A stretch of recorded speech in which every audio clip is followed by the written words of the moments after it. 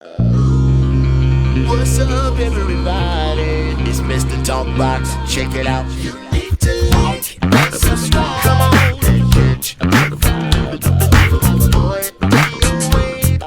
DOA playlist. Let's keep it funky. YouTube family, YouTube world, hope everybody's well and blessed like I always do, meaning from my heart. Listen, today is another one of them days that's crazy, that's special, that I've been waiting for this one for a long time. And you see why. You see this brother like that you know, that's smiling and chilling right there, you know, just chilling. You know what I'm saying? And my man right here, you see my little brother right there. Listen, I'm so honored and happy to have this brother hang out with me.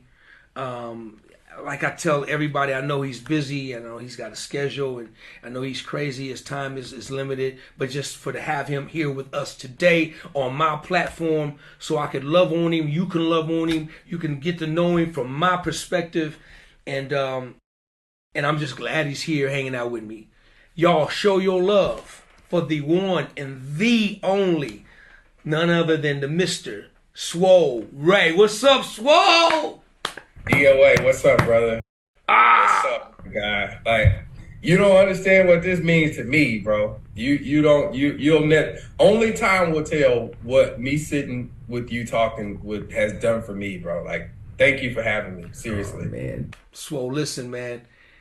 It's my honor, and I thank you, man. Like I tell everybody, bro, that I know you guys are busy, man, and I got just so much respect for your time and the things that you got going, man, because I know you're a busy man, and I just been, you know, just thank you for hanging out, man, because, you know, I've been able to watch you, man, since I've been so disconnected from the world the majority of time with my career.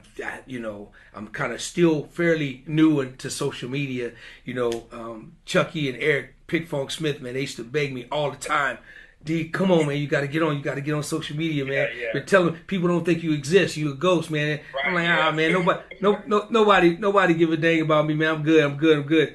But yeah, okay. but Swole, so when the world shut down, you know, and the pandemic happened, I had no choice if I wanted to still do business, man. I had to and work because everything kind of became virtual at that time. So, man, and then once I was able to do that and got on, man, I just, you know, I was doing myself a disservice, man, because there's so much, and I've heard of you guys, you know, but I never got a chance to put the, you know, the faces with the names and the talent and the art and the gifts together. But man, you know, I'm so blessed and honored, man. And I just told myself, I want to make sure that I connect with as many of these guys as I possibly can and let them know from my mouth, man, how much I appreciate what you guys are doing for the instrument and taking it to a whole nother level, man. And man, I just want to thank you. So listen, before we get started, please, you guys, just go like, subscribe to the page. And we're going to make sure that you guys know before the show's over how to get in contact with my brother. Swole, man, how you been, dog? Man, I've been great. I literally don't have a complaint in the world, man. I'm super blessed. My family's good. Life is good. I'm here talking with you. I'm good, man. I'm really, really good. Super good. Man, Swole, where you from, man? I mean, I already know where you from, man. I'm from the west side of Chicago. I'm from the west side. I saw Maurice when you asked him that. I'm down the street from where Maurice is from. Literally, I grew up on the west side of Chicago. Man, what? Okay.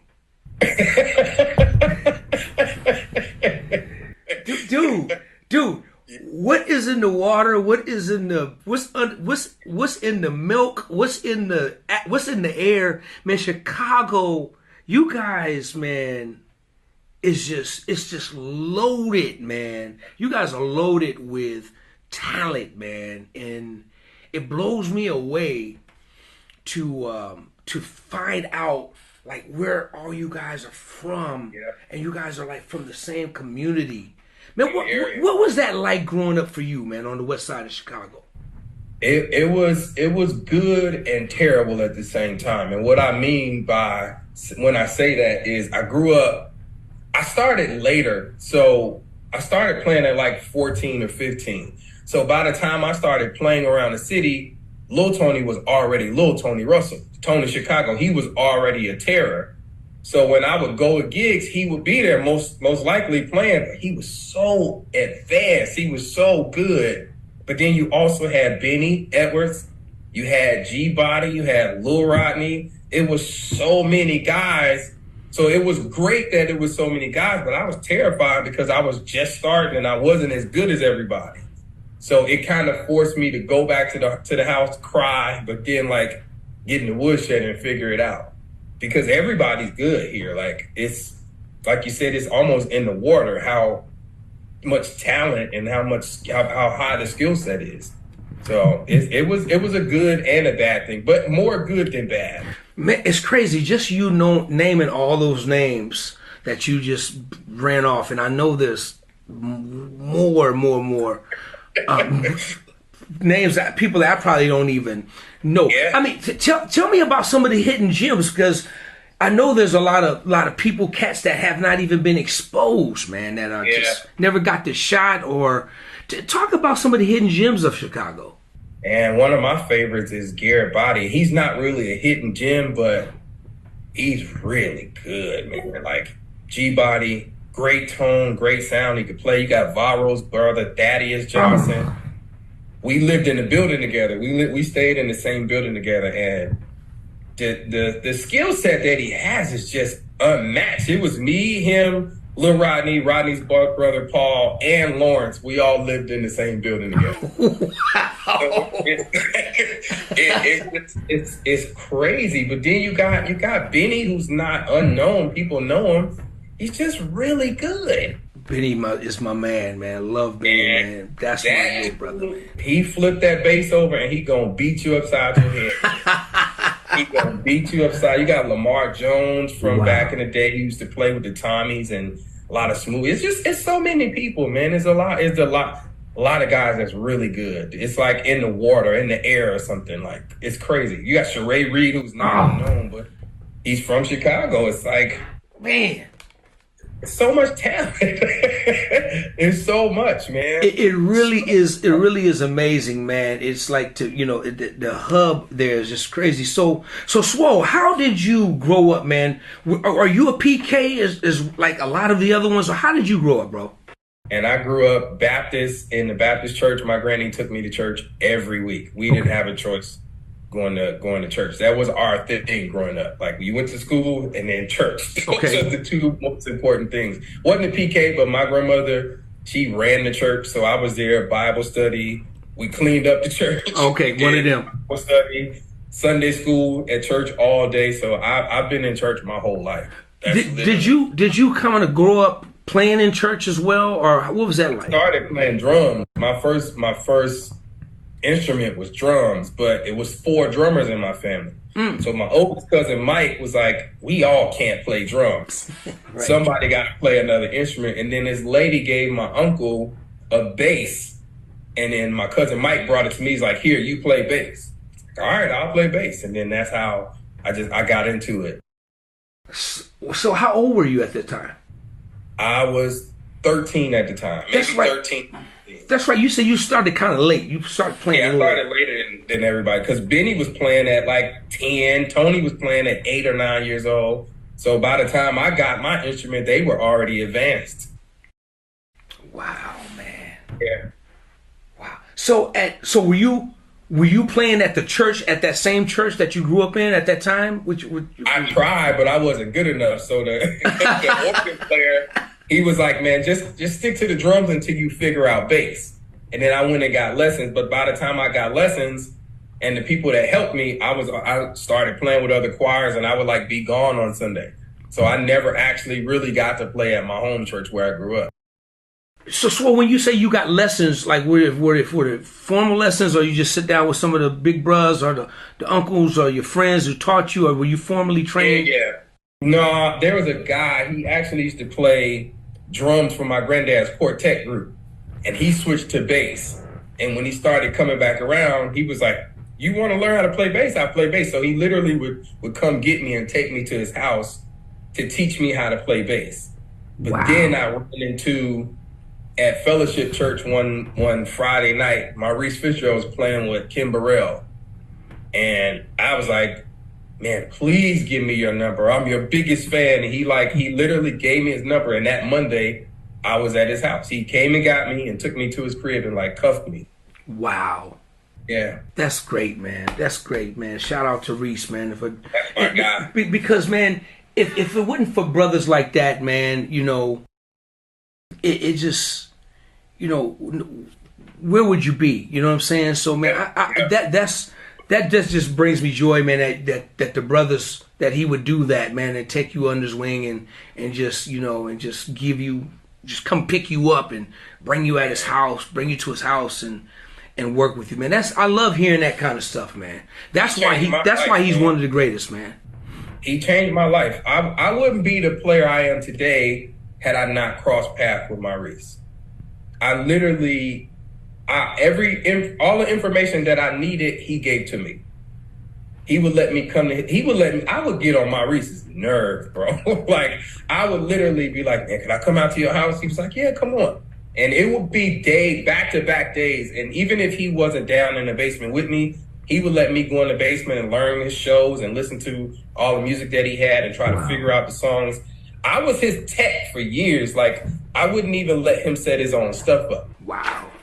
When he would go record, I would go to his house, pick his stuff up for him, drive it to the church where he was recording, set his stuff up, and then I would sit right in front of him and I would learn and watch, like, hey, why did you play that note and they playing this? Like, how did you come up with it? And he would take the time and give me all of the information that he had. Wow. Yeah. That's what makes him great. But on the flip side of that, no wonder why you're so great, man. No wonder why you're who you are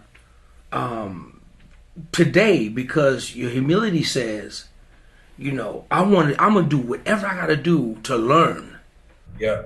You dig what I'm saying? And a lot of people, it's very few, man, that really understands that way of thinking, Swole. And just because you're a thinker like that, I get it, man. I get why you're, you know, so sought after and just on everybody's hit list, and why people just love and admire the way you play because of your humility growing up. So now let me ask you this. So as you got older, when did you realize, okay, so now I'm really starting to figure this thing out. You know, I'm playing, my confidence is growing. I'm getting good. People are calling me, and people are calling me to play. When did that start to happen?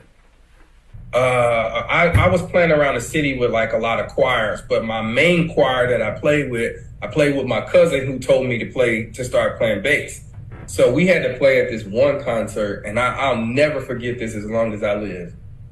There was this choir, it was like the it choir in the city. And I walked in and this guy was playing, and I was like, man, they using him? My cousin, he looked at me and said, yeah, that's because they haven't heard you yet. And I was like, what you mean? He was like, you can play. People just got to hear you. And once they hear you, they're going to start calling you. And that started giving me the confidence. It started building something in me like, maybe I am good enough to play. Maybe I am good enough to start playing with the bigger choirs. And then that was like right before Ricky Dillard started calling. I started playing with Rex and Calvin and with Ricky. And it was really my friends that gave me the battery in my back that was like, man, believe in yourself. You can really play. You just you gotta keep going. And it's another level you gotta get to, but just keep going. So let's just back up for a minute. So what made you ask the question when you looked at the choir and you said, man, they're using him? What posed that question in your mind? Because as a young musician, there's a competition that you take on. It's like, I'm competing with him, but I'm not competing with him. You know what I mean? It's like, why they didn't call me? Like, why they hit him before they hit me? Because I felt in my mind like I can play. And then my cousin was just like, this because they haven't heard you. And literally after that night, that particular group started calling me. So in your mind, did you feel for this particular moment that you would have been a better choice for that gig? I thought that I was in line next because it was Maurice, or that was Maurice and Tony, that group of guys. And then I felt like I'm right behind them. Like, why they didn't reach out to me? And it just wasn't my time yet. But I was young. I didn't know, you know what I mean? Got you. I was trying to figure life out. Got you. So after that, after this one particular gig, they heard you play and then that's when was it your cousin, whoever told you that? Yeah. That's when your phone started ringing and everything started going crazy. Yeah. That's around when the city, at least. That's when I got connected with Rex. The following week, I met Rex Hardy, and we were playing with a choir. And from then on, everything that Rex was doing, he was calling me for. And then I got connected to Calvin, and then Calvin to Teddy, and it was just like a domino effect. And it just kept going from Teddy. Then Teddy introduced me to Ricky Minor, and it just kind of built from there. Wow. I got to shout out to Rex, man. Rex changed the whole temperature and the whole thing of drumming, man. It's like, like, man, so shout out to Rex. But man, that's interesting. So that was the levels. That was kind of like the steps how it kind of came about. So did you ever relocate from Chicago to LA? Man, I moved to LA twice, D. Tell me about that. I wanted to work. Like, I felt like, Rex was like, you got to get to LA if you want to like tour and you want to do what Ethan and JJ is doing, because they were the pinnacle for us. They moved to LA, and at one point, Ethan and JJ was doing everything. Like, there was never a time where they were at the crib. They were always working. Yeah. So when I was in high school, JJ had used my bass. He had came home for the holidays one time, and he used my bass to record. He's like, whenever you're ready and you want to move to LA, I'm going to look out for you. Just let me know. And when I got there, he was trying to look out, but even in LA, there's like levels. There's guys that get the call before you. And I didn't understand that. I thought once I got to LA, it was just automatically going to happen for me. And it didn't happen. It wasn't supposed to happen for me that way. I moved the first time in maybe like 2000, maybe 2005. And I played little gigs, club gigs, but I was never a club guy. I don't really enjoy that. So once that was the only thing that was happening, I said, man, I'm going home. I'm going back to the crib. I ain't about to sit in LA and play at clubs. I could play the clubs at the crib. And then when I got back home, opportunity happened. Teddy Campbell had hooked me up with Kirk Franklin. And then years after that, it's kind of slowed down. I was like, I'm going to try it again. Got to LA and nothing happened. Literally nothing happened. So the first time you moved out there, how long were you there for? Man, maybe 6 to 9 months I was there.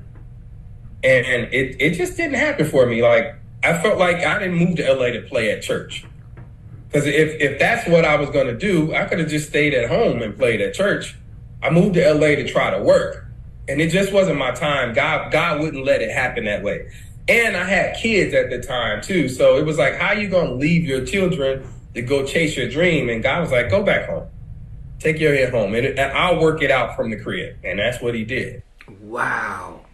So then you move back the second time. How long did the second run last? Maybe 2 months, if that. Okay. Once I saw it wasn't working, I was like, I don't have enough money or time to keep investing in trying to live in LA. So I went back to the crib. And you just kept it parked in Chicago from then on. I prayed when I left. I was like, God, I really want to do this. Like, this is something that I know you gave me. I can play. I'm a good guy. I know how to act on tour. So if it's for me to do, work it out from the crib. And I've been traveling from home since maybe 2008, wow. 2009. Yeah. That's awesome, man. So then you said you was playing with Kirk Franklin. How long did you play with Kirk, man? Man, I played with Kirk for about 10 years on and off. Okay. One of the greatest situations I've ever been in. Like, yeah? What made it so great? Why was it so great? I got schooled by Sean Martin. Okay. Sean Martin was a great dude. Still is. He's a great guy. But what he taught me is how to play in any situation. whatever scenario we were in. Sometimes the gig was great. We got the gear that we needed, or we got the type of situation we wanted, but it wasn't always like that. Sean Martin always smashed. It don't matter where we were, no matter what we was doing, he could always make a situation great. So I got to play with him, and then Terry Baker from Kentucky, Doc Powell, Bobby Sparks. I got to play with some of the greats in the industry, so it was a great situation. And Kirk is a really good dude. He's a really, really great guy. Yeah. That's always good, man, when you're working with an artist that you like working with, and they're good. Yeah. They're good people. That makes it better, man, because that's hard to find. That's hard to find, man. So 9 years, you say you did that run? Almost 10 years. I worked with him on and off. He would let me go and tour with other people, and then when I got done, he's like, man, just come on back when you get done. Yeah. So I appreciated that from him, because most artists, if you're going to work with bigger artists than them, they get in their feelings. Like, well, if you're going to go over there, stay over there. He was like, man, go make your money, and when you get done, let us know. Awesome, man. Right back in the slot. So was this like during the God's property time and all that stuff, right? Was this throughout? This was after that. I came on around the time that the Hero record came out. Okay. Yeah. Because Alex Owl, Teddy Campbell again, Teddy and Alex Owl had done a few shows, but Alex don't go on tour. So when Alex told him that, Teddy was standing right there. He was like, I got the perfect guy for you. He was like, my little brother Swole. They was like, who is that? Sean Martin didn't even know me. But Sean and Rex was doing Shaka Khan together at the time. So Sean asked Rex, like, who is this Swole dude? He's like, why are you asking about Swole? It's like, they just recommended him for Kirk. He was like, yeah, you should use him. And that's literally how it worked. Wow. Yeah.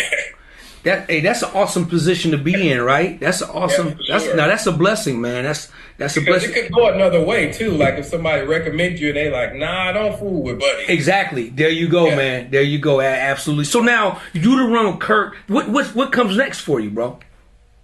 After Kirk, I think Rihanna. Well, Keisha Cole happened in between that time, and then after Kirk was Rihanna.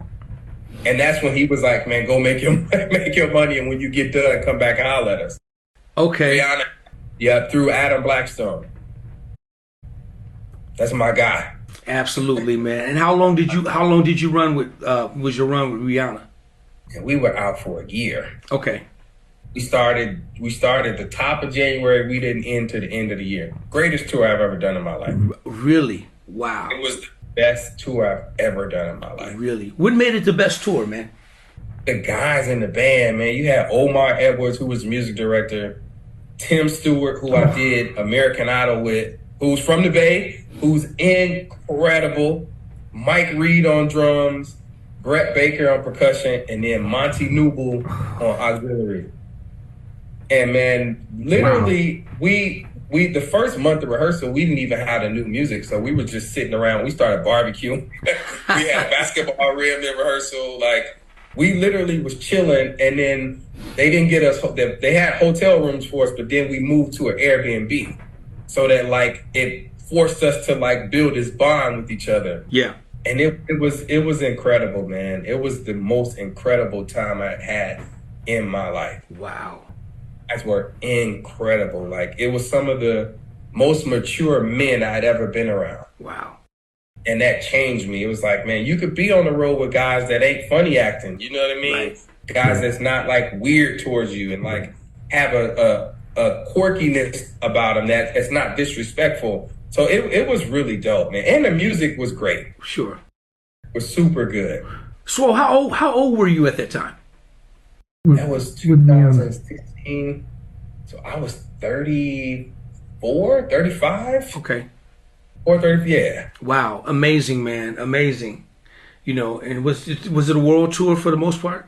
Yeah, we went everywhere. But that was my first time being on a world tour. I had toured before, but never the world. Like, we went everywhere. We literally went So, everywhere. little brother, so tell me, man, let me pick your brain for a minute. So how are you feeling at this young age, man?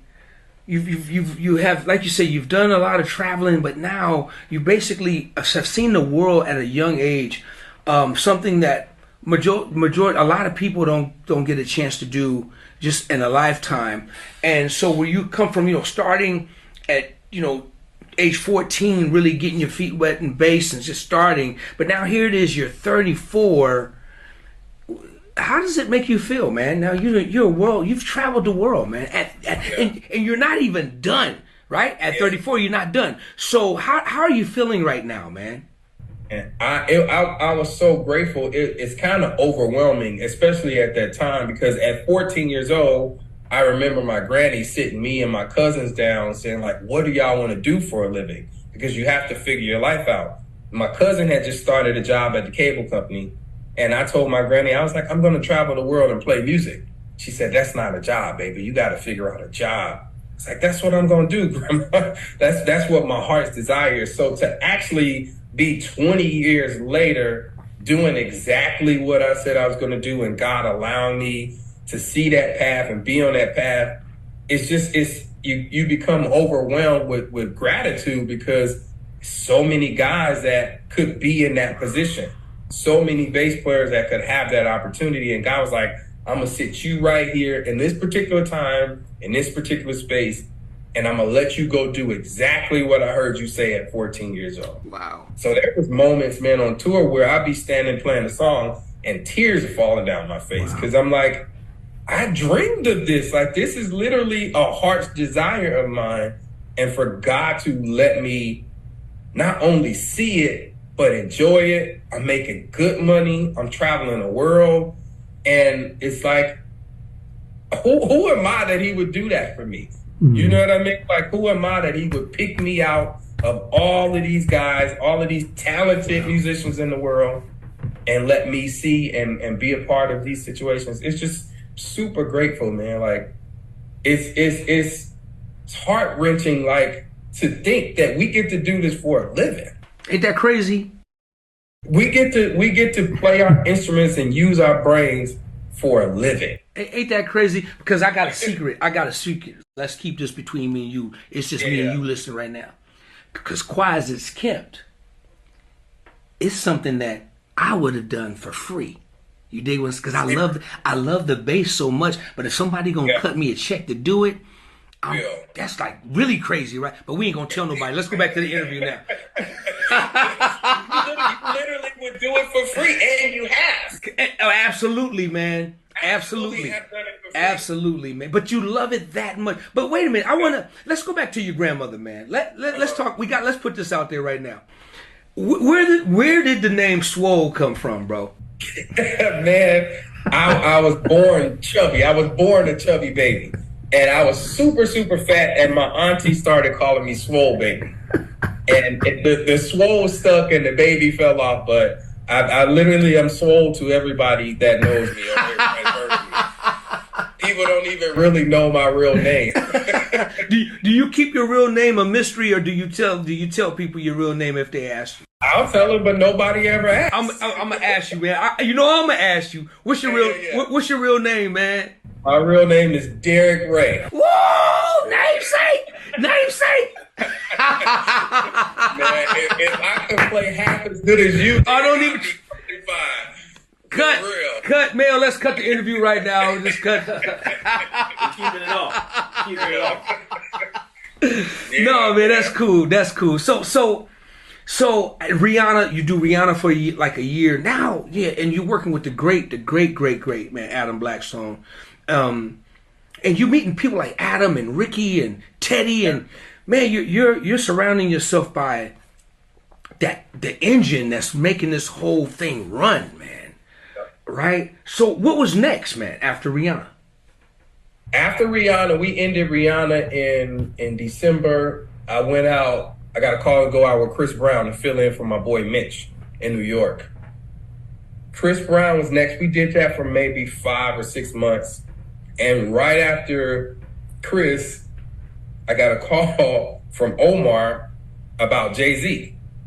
So I'm like, man, absolutely, count me in. So I'm excited. They fly me to LA on a Monday. We start rehearsal Tuesday. Jay come in that night, and he comes in and he speaks to everybody but me and the guitar player. And I'm like, man, all right, cool. Like, I'm not tripping, but that's kind of weird that he don't speak to us. And the guitar player played with him before. So he knew him. And I'm like, man, it's weird that he didn't speak to us. But I'm like, whatever. You know how artists is. They have they whatever. So he go on this whole rant about, man, we about to go on this run. I got these dates and blah, blah, blah. So after Jay leaves, Omar's like, all right, we're going to start rehearsal at 12 tomorrow. Jay's going to come in at 8. And then we just going to flow that way. So the next day I get up and go to LA Fitness to go work out. I get a text from Omar like, hey, bro, are you at the hotel? I'm like, I'm at the gym. Shut up, dog.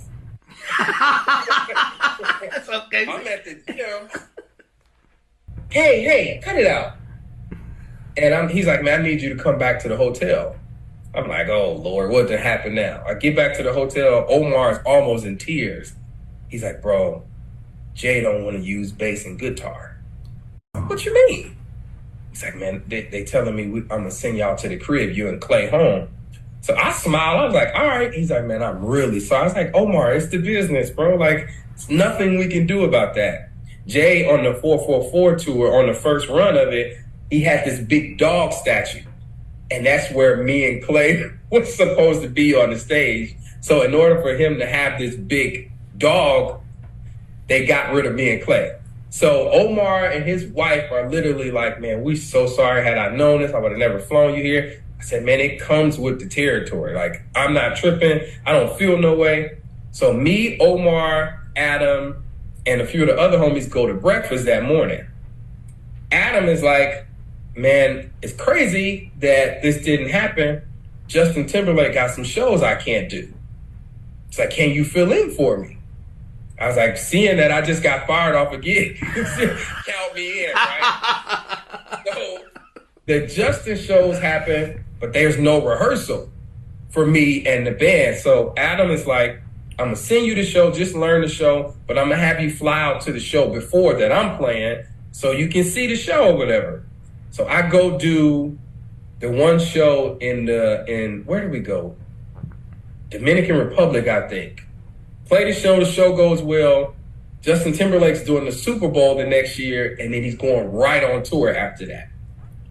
Adam was like, man, I can't go on the tour, bro, and Justin really liked you.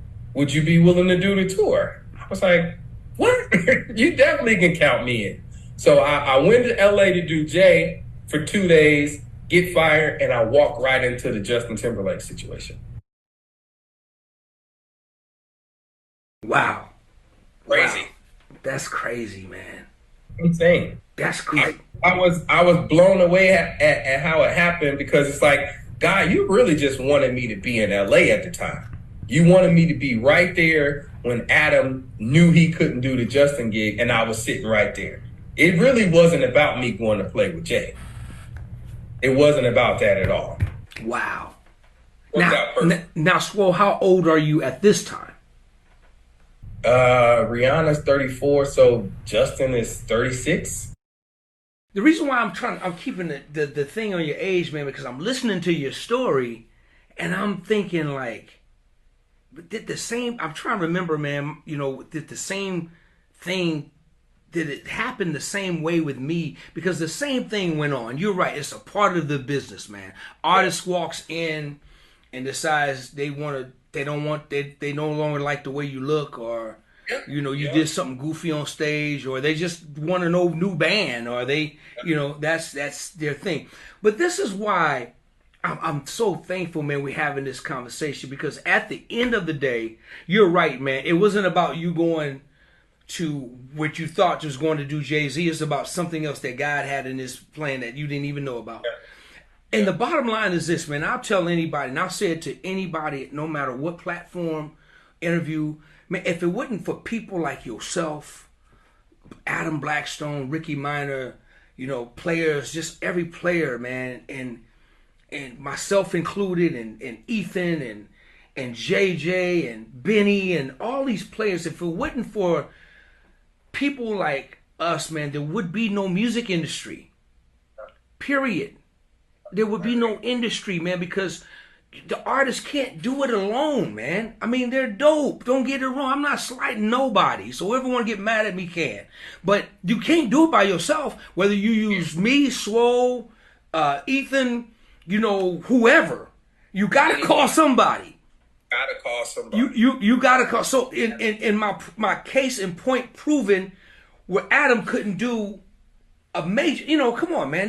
We're talking about, a tour with Justin. It just lets me know that Adam had something else that was probably a greater opportunity that he had to be a part of, right? I mean, dude, the dude is all over the place. But what it did, it opened the door for somebody. He had to call somebody, and he chose you. So, man, this is what I'm so grateful for, man. Like, just you telling your story and stuff like this, man, is what I want people to really understand how this business works.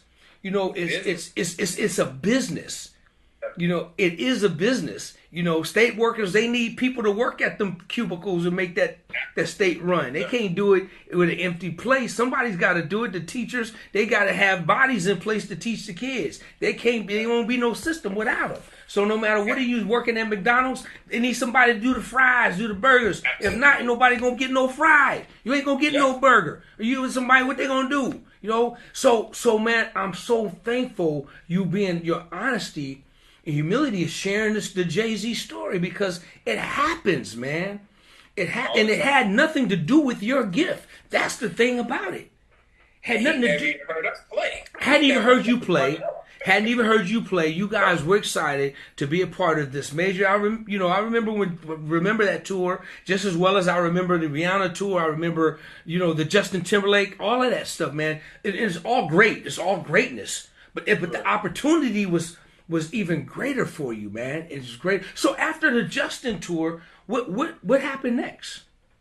I went right out with Mary J. Blige. We were only supposed to be out with Justin for a year, but he had hurt his vocal cords. So the doctor had put him on rest. So that pushed the tour back maybe 5-6 weeks, but they kept adding dates while we were on the break. So we were out for 18 months with Justin. And right after Justin, we went right with Rex on the Mary J. and Nas tour. And another situation where it's like you get to work with great people. Monty Newble's there, Rex Hardy on drums, who's incredible. Marcus Kinsey, Sean Hickman, and Omar's putting the show together. A bunch of talented guys who become family. So now you get to be on the road with guys who you love and respect. Yeah. And it's amazing how it always lines up. Yeah.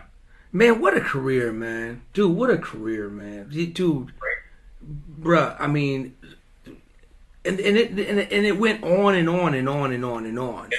It went on and on, nonstop, man. It's like it went on. So Swole, where are you? How old are you today? I'm 41. Man, listen. At 41, people dream, man, you've done it all when it comes down to that, man. If God doesn't give you another gig or another thing, it's okay. Dude, everything that he promised. Brother, everything. Man, you've done so much at a young age, man. So where are you today? What are you doing these days, man? We're gearing back up to work with Justin. I'm flying to Vegas today to do some shows with Justin. He's supposed to tour next year, but everybody's going on tour till they're not going on tour. You know what I mean? So I'm doing that. I'm home running my business. I have property here in Chicago. I own a clothing brand. I still play at church when they call. Just trying to handle the business side of life. And the one thing that I wish I had to learn earlier was how to do business. Nobody really taught me that. They taught me how to tour, Ethan and all of them. And I can't fault anybody for this because nobody probably taught them. You know what I mean? But how this is the music business. It's not the music friendship. You know what I mean? So handling business in music allowed me to handle business outside of music. I bought my first piece of property in 2018 while I was on tour with Justin. And it's the best decision I've ever made in my life. I wish I had done this when I was doing American Idol in 2004, 2005, but nobody taught me. So now that I know my sole purpose now is to just buy more assets that's going to bring money in. That's my sole purpose in life right now. Every tour I go on, I'm not coming home to buy a car or nothing like that. I'm buying more property. I'm buying more stuff that's gonna take care of me when ain't nobody calling me to play bass no more. That's the part. That's the part, man. So let me ask you this. So at 41, God's willing, at 51, where do you want to see Swole Ray at 51? Man, I want to see myself still playing, still touring if that's possible. But I want to have multiple businesses. I want to have real estate. I want to push my brand, my clothing brand, as far as I can push it. I want to own laundromats. I want to own car wash. I want to do everything outside of music. Like you said, at 41, I've done so much, and I'm not stopping or slowing down, but there's so much outside of music that we can do that music can pay for. One of my homies, one of my guys just went on tour, and I pulled him to the side. I said, man, you're going on tour. Don't go on tour just to be on tour. Let this artist pay for your next phase in life. Whatever you want to do outside of this, whatever you want to do when this is over, this tour should pay for it. Wow. The money that you're making from this tour, put it to the side. Act like you ain't making the money. Go on the road, put that money to the side, and whatever you want to do when you come home, this particular artist should pay for it. And I want to help guys understand that. I want to help guys know that music is great. What we do is incredible. Like you said, we would do it for free. But we make sometimes in a week what some people make in a month. So if you do right with this money, you'd be okay if the tour don't come right after this. Right. If another opportunity don't come directly after this, you just have to be good with and do well with the money. So I want to help guys understand that. But a lot of guys, they don't want help. They, from what I've experienced, they want opportunity. They don't want information. But if you get the opportunity without the information, you're going to squander the opportunity. Because there's so much that goes into these opportunities. Like you said, you could walk in one day and they don't even like how you look anymore. Like, he looks old. And I've known that to happen. My friends, it's happened to some of my friends. Like, he looks old, get me somebody young. Well, he's not old. He's our age. Well, get somebody else. So what you gonna do then? You have to be smart when the money's coming in.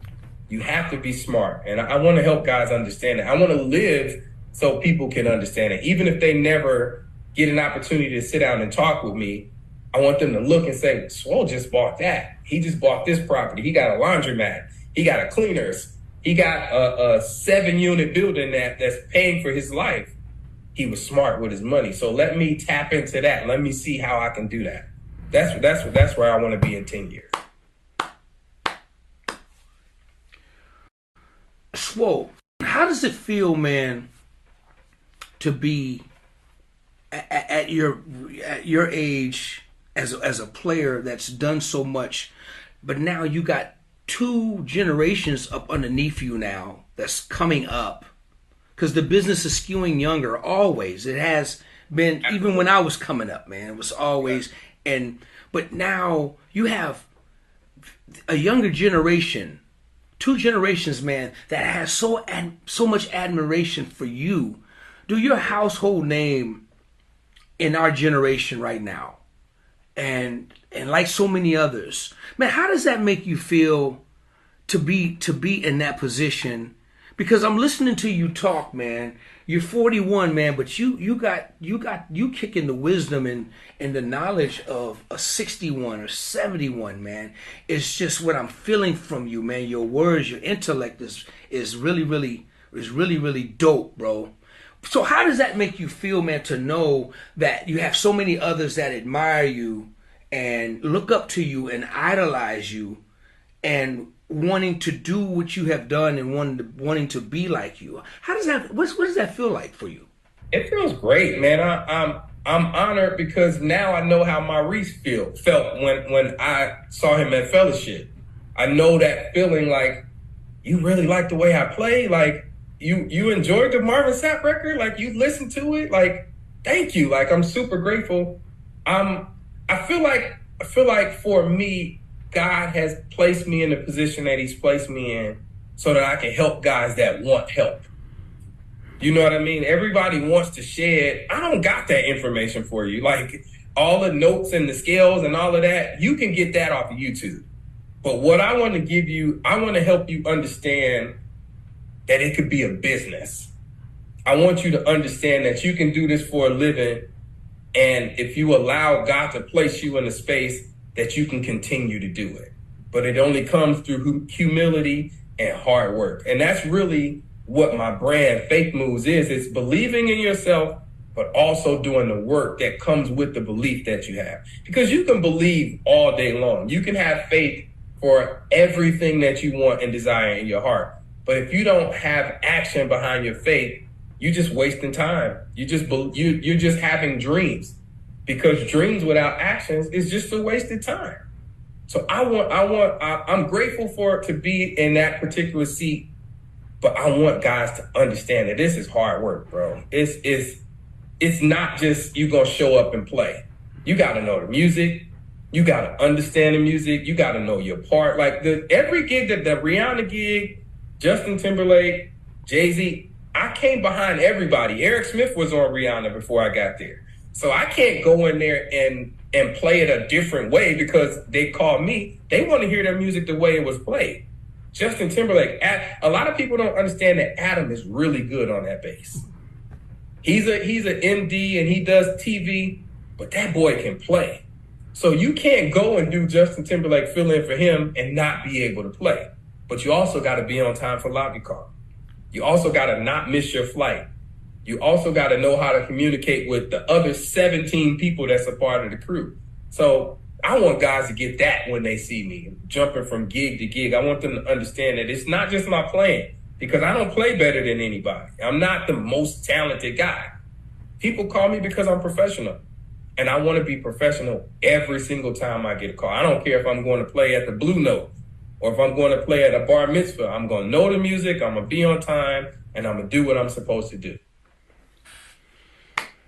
Man, dude, I don't know. You done got 3 or 4 standing ovations with me so far, though. but listen, real quick, man. Let's talk about Faith Moves, man. Let's talk about your brand. Talk about your brand, man. How people can get it. Man, my brand is Faith Moves. It's a clothing brand, but it's more of a lifestyle brand. You know what I mean? Like, it's my life. I've lived Faith Moves. Faith Moves has been my life since I was a kid. I grew up in Chicago, West Side, but my mother had a drug addiction. So growing up poor on the West Side with a mom who has an addiction, you gotta kind of dream and believe that it's better. There's more than just what I'm dealing with. So I've had faith. I had faith when I didn't even know what faith was. I'm just like, I know this can't be it. I know being on the West Side and watching your mother go through this addiction, this cannot be the end of it. So I just believe God. I worked hard, and I did everything that I could to make sure that I got off the West Side of Chicago. And that's what Faith Moves is. It's believing. It's believing, but also doing the work. It's believing in God, and not even just in God. You got to believe in yourself. Because if you don't believe in yourself, who's going to believe in you? If you don't put the hard work in and do what it takes, nothing's going to happen for you. Wow. So that's literally what it stands for. Faith Moves, believing and working, trusting and moving. Wow. And I started it when we was out with Justin Timberlake. Quick story. My daughter called me while I was on tour with Justin, and she's like, "Have you heard the new Cardi B song?" I was like, I'm not listening to no Cardi B. I don't want to hear that. She was like, "No, you should really listen to it. It's a dope song." And she's talking about money moves this, and we do this for money, and blah, blah, blah. And I laid in the bed, and I asked God, I was like, we ain't got that money. We don't got the millions and millions of dollars that she got. Like, how does this apply to me? It's like, you don't need money. You got faith. And if you believe in me, you trust in me, everything that you need, I'll give you. You ain't got to have the money for it. I'll give you the money for it. I'll make sure that everything you need will line up and you'll get to where you need to get to if you just believe. And Faith Moves dropped in my heart. But 2 months prior to that, I said to a friend unknowingly, all 2018 we're making Faith Moves. And it didn't dawn on me that I said this. And this particular friend texted me back when I started. The brand's like, you said this to me 3 months ago. You said faith moves to me 3 months ago, and I had no clue. So I started, and I didn't know what I was doing, bro. I never ran a clothing brand. I never had a job before, let alone running a business. So everything that I needed, I was already connected to. My guitar tech with Justin Timberlake owned a printing company in Long Beach. So he was like, man, you can use my printing company, and I'll connect you with this person and that person. And it just kind of snowballed into what it is today. Wow. Awesome, dude. Also, do you have a website that people can go to? Yeah, I do. My website is faithmoves.online. And everything is there. We got jogging suits, hoodies, tees. I even did shoes a couple years ago, some sneakers. Super cool stuff, man. So give that website one more time, bro. Faithmoves.online. Y'all please go and check my brother's his product, check his website out and support it. Yeah, man. And man, just incredible story, bro. Just incredible. I'm just thinking back to like not few minutes in start of the interview when you were talking about, you know, your humility and man and picking up, you know, Fitzgerald's equipment and taking it and setting it up and taking it and being his tech and his, at that time it wasn't called tech. You put too much. It was a roadie. It was a roadie. It was a roadie, dog. Don't you ain't qualified.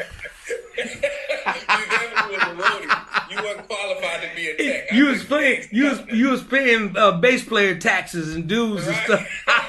New kid, youngins taxes, man. But just the fact that you would allow yourself to do that, man, and it was to learn just so you can be in that place and watching him play. It was like, dude, that was your payback. That's how he basically, that was your payback, your payment for doing this for him. For the most part, just you got a chance to get that knowledge and learn and watch him up close and go to his house and, dude, that's incredible, man. And how many people, you know, would really take that road or do that to learn? Yeah. You understand what I'm saying? Especially in this generation. You know, especially when this generation, you know, the humility doesn't say that in this generation, but dude, for you to do that, and now look where you are, man, the success, your businesses, man, the ownership, the equity that you see, your 10-year goal, everything, man, that you see that's happening, that God has for you, man, and I pray, man, that, you know, that God's willing, man, that he see it through and be above and beyond measure, man, for you. Because, man, you're a beautiful brother, man. You know, just I'm really glad, man, that I had a chance to connect with you, man. You remind me of just my little brothers here from the Bay, Marcus Phillips and E. Smith and the cat. You remind me of cats like that, man, that we talk and Big Mike, and dude, it's just, dude, your humility, your demeanor, man, dude, don't ever change, man. Always stay that way. I guarantee you, man. All your goals and dreams are going to continue because, like you say, you know, whether you think you're the best bass player or not, that doesn't have anything to do with anything. Because there are a lot of the great ones, man, that haven't done a smidgen of what you've done, man, because of a whole lot of plethora of reasons we don't know. But the fact that your professionalism, man, says, I need this guy in my band, or I need this guy to work with me, I want this guy around me, man, says everything. Swole says everything. Yeah, you're one of the greatest players, man, in our generation. And I got the right to say that. You don't, but I have the right to say that. And I'm sure everybody in your age group, your peers, younger and older, they're going to feel the same way. But most importantly, man, it's about being a great person, man. It's about giving back that stuff and letting people know you not only are you appreciated, but you appreciate them. So, man, listen, I really, man, thank you for your time. And I know, you know, you got a flight to get on. I know you got stuff to do. And, bro, this means the world to me, for real, man. Just hearing you talk. This is our first time really chopping it up like this, man. It ain't going to be the last, bro. It ain't going to be the last. You're stuck with me, my dude. Hey, thank you. Thank you, man. If you don't mind the old man, you know, hey, man, hey, Swole, man, if you don't mind the old man tagging along, man, he hanging out. Please, you're not an old man. Stop it. You are stuck with me. I mean that, bro. I've watched from afar for years, and like I said, when Benny started doing Lionel Richie, he started telling me who you were, and I started seeing, and then I started getting all this information about you and what you've done and how you've influenced so many people. I was like, that makes sense. Pink Funk talk about you all the time. So, man, I'm super grateful that you would allow me to be on your platform. Again, you stuck with me, bro. Like, man, I'm your little brother for life. I mean that. Hey, man. Hey, don't worry about it, man. Cause I'm gonna be stuck to you like glue, man. Like fly on doo-doo. I got you, though. Hey, man. Before I let you go, though, I gotta ask you this question, man. You got 4 bass players you gonna put on Mount Rushmore. Give me your 4 bass players you gonna put on your Mount Rushmore, bro. First gotta be Maurice Fitzgerald. There's not a bass player in the world like Maurice. I don't care what nobody says. Maurice is one. I'm going Nathan East, number 2. My mama used to think she was Anita Baker back in the day. All we listened to was Anita Baker, and my uncle would play all of these records. So Maurice, Nathan, Anthony Harmon, game-changing bass player for me. Just his tone, his approach, how he did everything. Nate Watts. Oh. Wow. Nate Watts is so great to me. I remember when I think Teddy Campbell told me who he was, but then I saw him play with Stevie, and I'm like, man, that dude sounds great. That dude can really play bass, and his sound was good. He played the records like they were, and I didn't know it was him on most of those records. So that's my Maurice, Nathan, Anthony Harmon, Nate Watts. You know what, man? And bruh, listen. Ovation to all of those guys, man. You named 4 brothers, 4 guys who are really great bass players, man. That really knows about bass, man. Those guys can play great bass. And then Nathan East understands the business of bass. He's got to be the richest bass player in the world, man. Just from, between him and Leland Sklar and these cats that I just admire so much, man. And Nathan Watts, man, it's like just one of the greatest when it comes to playing great bass. And what I mean by that is doing what's needed to serve the song. Yes. To serve the music, man. Man, you know, man, I'm going to give a shout out to JJ, man, because when I first met JJ, he's another one, man. Man. That dude understands what great bass playing is all about, man. I mean, he's one of those guys, and just knowing what it takes to serve the music, man. So no, man, and dude, I'm gonna add a 5th one, man. I'm gonna put you on there, man, because I'm gonna put you on there. You're gonna be on there as my choice, man, with along with those 4 you picked, because Swole, I get why you play the way you play, man. I get it, man. Especially coming up under Maurice, man, and understanding the greatness of, and in fact, Fitzgerald, man, he's another one that changed the temperature of modern style bass playing, man. Absolutely. I mean, he did some bold things and brave things, and he did it the right way. He does it the right way to where it makes sense, and it lives within inside the record. You dig what I'm saying? It lives within inside the record. So, dude, I see why you're who you are on your instrument, man, and I got a lot of admiration, man, for all of those guys, man. And I do much respect, man. Swole, let everybody know how they can reach you, man. All social media. Well, I'm only on Instagram. Swole Ray 1, SWOLRAY 1 on Instagram. Derrick Rey on Facebook. I don't really do nothing else. I think my daughter runs my TikTok. I don't really know how to use those. I'll really be on there. I got you, man. And the reason why I'm laughing because, dude, you still so young. I thought it's for cat. You still young, man. You got to know that stuff. So you got to. I literally don't use none of it. Just Instagram. And sometimes. I hear you, man. Listen, man, brother. Listen, man. You big bro for life.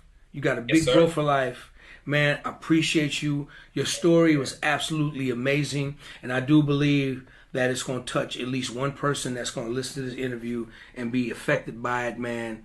And I just advise everybody to follow my little bro. Go check him out. Go check out his product. Go learn more about his story, because it's even deeper than what we were even able to cover. But bro, like, man, I appreciate you, man. Really, really do, man. I appreciate you, and thank you so much, bro, for hanging out with me. Thank you so much for hanging out with me, sharing your story, man, and and what it was like growing up amongst giants, giants, literal giants, man. And you know what's crazy, man? It's like all you guys, cats who's, you got, like Ethan. I mean, cats who's come from Chicago, Teddy. They're dominant. They just went to LA and just dominated the business, man. Dominated to just found their niche, man, and just became just household names and great. And I got to send out a shout out to my boy Oscar Seaton. He's another one. He's another one that just went down to LA. That just went down to LA and became Mr. Hollywood. Oscar just Hollywood. And one of the greatest drummers, man, that I've ever played with, man. But dude, I got so much respect for the city of Chicago, man. I really do. I got so much respect, just like I have for just Northern California, where my hometown is, man. It's just, just being surrounded by greatness, and I'm thankful to God, man, that I was able to catch it just in time enough, man, to watch you young brothers, and just after 3 or 4 years just really realized what I've been missing out on. And I love it, man. I appreciate it, man. I got so much respect for all of you guys that are doing it, man, that are happy and that are successful. And whether the big gigs are small or big, it doesn't really matter to me. But man, I really appreciate the loyalty and the commitment that you guys have to your craft, man. And bro, thank you so much, Swole, man. I wish you all the best, bro. I'm gonna be reaching out to you, man, on a regular, just to chime in, check in on my brother, just to say what's up, man. Cool. Yes, sir. Yes, sir. Please do that. Man, you got it. It's done, man. Man, I love you, man. Continue success to you. Continue success to your career, your 10-year goal. I think everybody has to have at least a 5 or 10-year goal in life, period. And you got it, and you're doing it, and it's manifesting right now and right as we speak. And brother, keep going, keep doing your thing, man. And I'll be watching you, man. I'll be a big fan just back here, just supporting you, man, for real. And anything, anytime you want to talk, anything you want to need, man, dude, I'm always here. Pick up the phone and call me anytime, bro. I mean that. Yes, sir. No matter what time, all right? Bro. Y'all show your love for the one, the great, the only. Y'all see why this dude's so great. See, y'all done heard all this stuff, the people that he's done and is still doing. And he just only did a little bit of it, y'all. He just hit a little bit of it. But y'all show your love for this beautiful brother, my brother, Mr. Swole Ray. Show your love for my boy Derrick. That's my boy Derrick. Swole, thank you, man. Thank you, brother. Love you, man. Love you more, man. DOA,